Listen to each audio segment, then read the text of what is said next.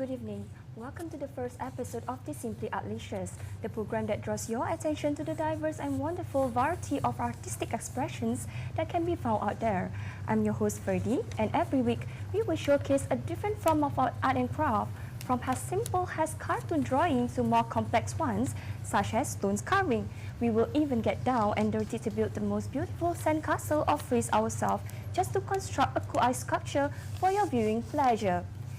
And artists who specialize in their art and craft practices will be invited each week to share with us their trials and tribulations as well as their glories and honors while indulging in their area of expertise. Not only that, these invited artists will also perform a demonstration on how to create a basic masterpiece in the hope of you, our audiences, will pick up a skill or two. Maybe you will be even inspired to unleash your hidden talent and carry on to become a well-known artist. For our very first episode, we will take a look at an art originated from the country of the rising sun. It is called...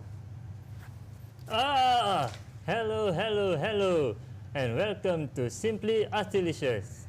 I'm your host, Nerdy Nor. We are introducing today's episode. Who hires the guy anyway? Oh, say lah. Today we are going to introduce to you an art using paper and sleight of hand to create animals such as birds and rabbits. No, it's not magic tricks. It's called origami. Huh? Origami? What a funny name. What does it mean?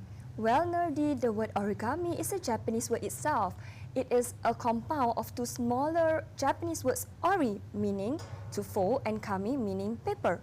Recently, all forms of paper folding were not grouped under the word origami, namely sesame, a kind of wrapper used for formal occasions. Before that, paper folding for play was known by a variety of names, including orikata, orisu, orimono, tatamigami, and others.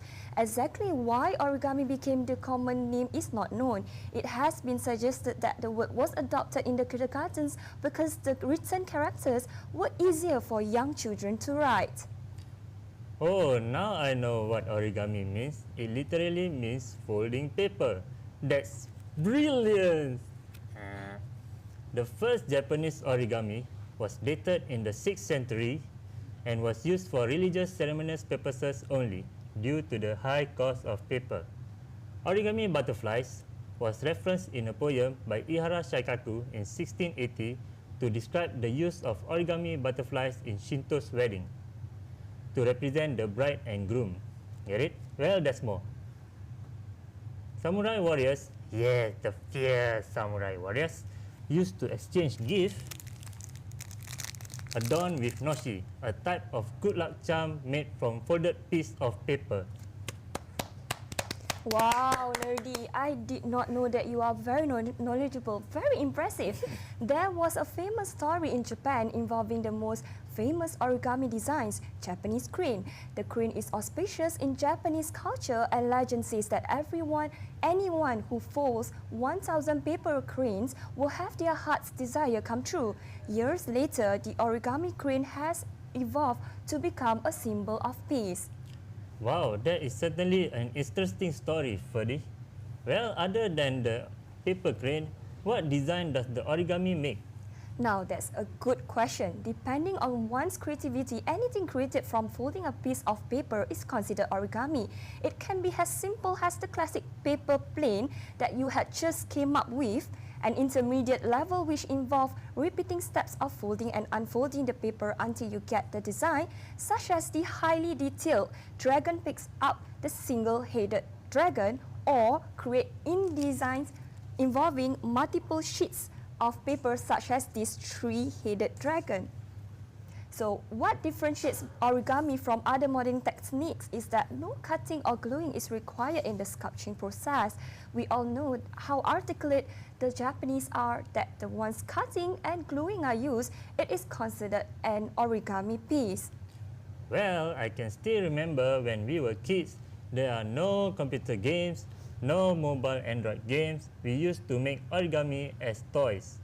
My fondest memory was making this paper frog that can jump when you press the back of its body, supposedly its hind legs. We had hours of fun challenging one another to see whose frog can jump the furthest. Let me tell you a secret. The smaller the frog, the further it can jump. Let me show you. 1, 2, 3. Yep.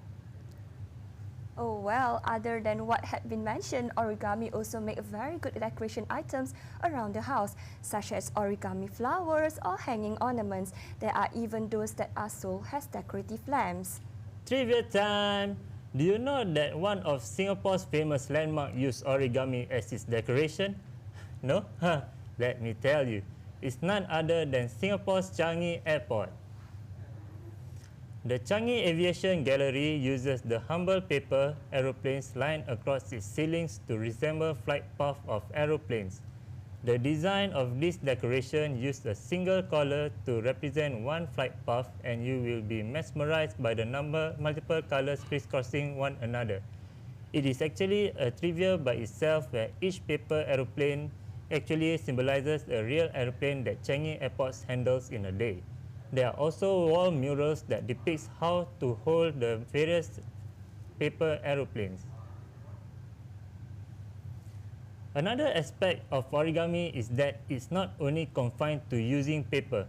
At restaurants and dinner banquets, the table napkins are usually folded into origami objects such as this to make the table setting more elegant. And yes, hotel rooms provide towels for their visitors, but at superior hotels or during special occasions such as Valentine's Day, the towels are folded into an origami such as double swans with their necks forming a heart shape and flower petals strewn on the bed to make the setting more romantic. Lastly, during weddings, it is a customary practice for the wedding couple to give out door gifts. Lately, it has become a trend to give out door gifts in a form of cupcakes or log cakes, which are actually folded kitchen towels. This makes the basic gift more interesting and appealing. Well, you got that one right. Next up, a famous artist will be joining us in the studio for an interview. Join us after the break. Stay tuned.